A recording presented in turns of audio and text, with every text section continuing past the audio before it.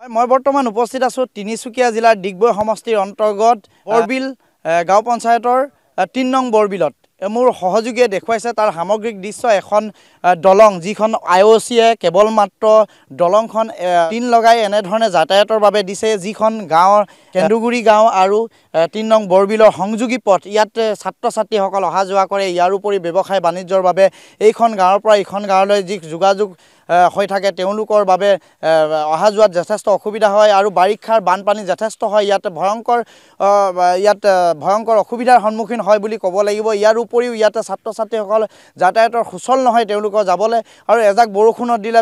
ইয়াত পিছলি পৰে আৰু এটা মোৰ সহযোগে দেখিব যিটো পথটো হৈছে এয়া কেন্দুগুৰি গাঁৱলৈ সোমাই গৈছে এই পথটো দিয়ে এজাক বৰষুণ দিলেই পথটো বোকাময় হৈ পৰে আৰু এই সমাগত লোকসভা নিৰ্বাচন আছে এই নিৰ্বাচনৰ আগে আগে আমি সৰজমিন তদন্ত কৰিছোঁ গাঁৱে ভূঞে ইয়াতে ডিগবৈৰ পৰা নিচেই কাষত থকা ডিগবৈ সমষ্টিৰ অন্তৰ্গত এই কেন্দুগুৰি গাঁও যি ৩ নং বৰবিল আৰু কেন্দুগুৰি গাঁৱলৈ অহা যাতায়াতৰ পথটো এনেকুৱা ধৰণৰ হৈছে ইয়াত উপযোগী হৈ উঠা নাই আমি ইয়াৰে স্থানীয় ব্যক্তি আছে তেওঁলোকৰ পৰা জানিবলৈ প্ৰথমতে চেষ্টা কৰিম চৰকাৰতো কাণ সাৰ নাই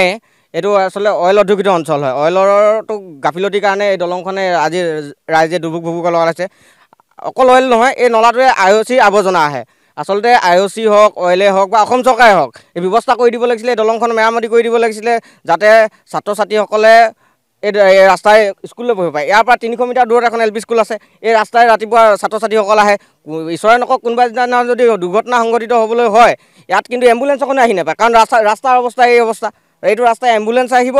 নে ইয়াত দুৰ্ঘটনা সংঘটিত হ'লে মানে কিবা ব্যৱস্থা ল'ব পৰা যাব এনেকুৱা এটা অৱস্থা আজিৰ ডেটতো মানে হৈ আছে দুৰ্ভোগ ভুগিব লগা হৈছে চৰকাৰে কাণ সাৰ দিয়ক আজি পৰ্যন্ত এই দলংখন হৈ নুঠিল অনাগত দিনত যদি এই দলংখন নহয় তেন্তে কিন্তু আমি গাঁৱৰ ৰাইজে মিলি ইয়াত এটা আন্দোলনৰ কাৰ্যসূচী গ্ৰহণ কৰিম সমাগত লোকসভা নিৰ্বাচন গাঁৱৰ ৰাইজে কি প্ৰত্যুত্তৰ দিব আচলতে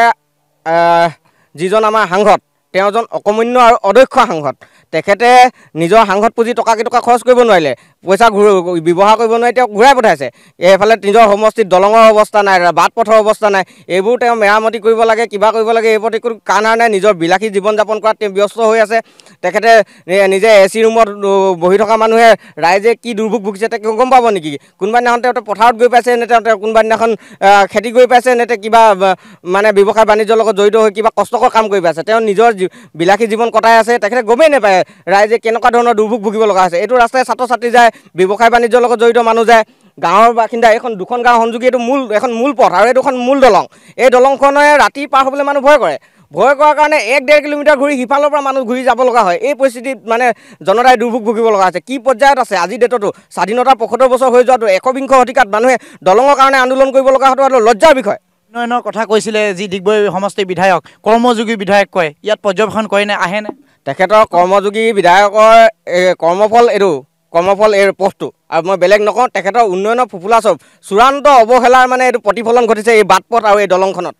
আৰু কি ক'ম মই তেখেতে আচলতে লাজ পাব লাগে গাঁৱলৈ তেওঁ গাঁৱলৈ আহিলেও কাৰোবাৰ ঘৰত এই সুধি সকাম কাৰোবাৰ ঘৰত তিলনি বিয়া খাবলৈ আহে আমি দেখোঁ তেখেতক কিন্তু ৰাইজৰ যে কি অৱস্থাত আছে তেওঁ সেই বুজ ল'বলৈ আজিলৈকে অহা আমাৰ কিন্তু প্ৰত্যক্ষ হোৱা নাই আমি দেখি পোৱা নাই শেষত কি আহ্বান এই দলংখন আৰু ৰাস্তাটোৰ আমি তেখেতক আহ্বান জনাইছোঁ এতিয়াও সময় আছে তেখেত ৰাইজৰ মাজলৈ আহক ৰাইজৰ অভাৱ অভিযোগবোৰ চোৱাৰ তেওঁ সময় আছে তেওঁ অৱকাশ আছে তেওঁ আহক ৰাইজৰ মাজলৈ আহি কি সমস্যাত ভুগি আছে তেওঁ প্ৰত্যক্ষ কৰক নিশ্চয়কৈ প্ৰত্যক্ষ কৰি ইয়াৰ কিবা এটা ব্যৱস্থা কৰক নহ'লে কিন্তু অনাগত দিনত তেখেতক ৰাইজে যোগ্য প্ৰত্যুত্তৰ দিব হয় এনেধৰণে এতিয়া অঞ্চলটোৰ ৰাইজ যথেষ্ট ক্ষোভিত হৈ পৰিছে বিশেষকৈ এই দলংখন মোৰ সতীৰ্থই দেখুৱালে মোৰ সহযোগীয়ে দেখুৱালে দলংখনৰ অৱস্থা কেনে তাৰ সমান্তৰালভাৱে পথৰ অৱস্থা দেখুৱালে আমি সৰজমিন তদন্ত কৰিছোঁ ডিগবৈ সমষ্টিৰ বিধায়ক আৰু সাংসদ তেওঁলোকে কেনেধৰণে ইয়াত উন্নয়নৰ কাম কৰিছে এয়া দেখুৱাই এয়া ফুফুলা স্বৰূপ আপোনালোকে দেখিবলৈ পালে গাঁৱৰ মানুহৰ গাঁৱৰ অন্তৰৰ যি দুখ কষ্ট তেওঁলোকৰ অন্তৰত সোমাই থকা দুখ কষ্টখিনি ইয়াৰ মাজেদি ফুটি উঠিছে যে তেওঁলোকে কেনেধৰণে যাতায়াতৰ বাবে অহা যোৱা কৰে ইয়াৰ উপৰিও ইয়াত কিমান কষ্টৰে ইয়াত বসবাস কৰি আছে আমি আমাৰ ফালৰ পৰা অনুৰোধ জনাইছোঁ অসম চৰকাৰত তেওঁলোকেও অনুৰোধ জনাইছে যে অসম চৰকাৰে যাতে এই দলংখনৰ লগতে ৰাস্তাটো সুবিধা কৰি দিয়ে এয়াই তেওঁলোকৰ আহ্বান